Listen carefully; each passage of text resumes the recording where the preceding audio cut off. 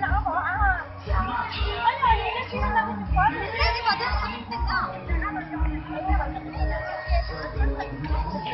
Cái chủ nhật tình cái này ba tình.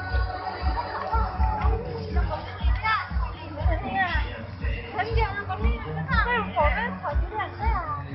Nó có chết không thành ra chứ nó cái chào thành nó cái chào thì cái anh nhận xong rồi nó tay tôi chờ cái con này nha. Nó phải là chết nó cái chân nó nói nó phải luôn. Cái gì vậy là dùng.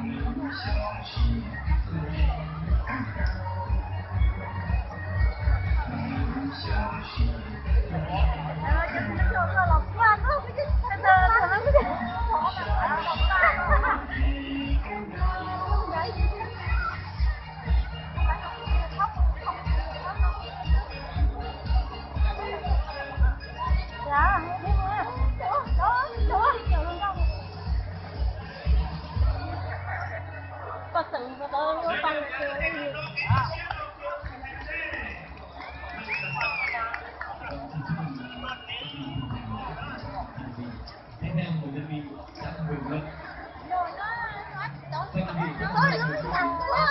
Đó, nó mình kiếm phong pháp rồi.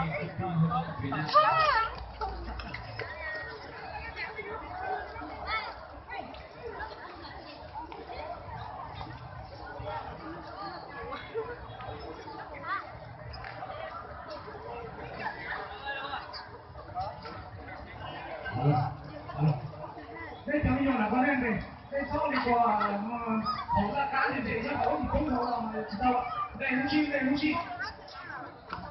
đây kia ta chỉ không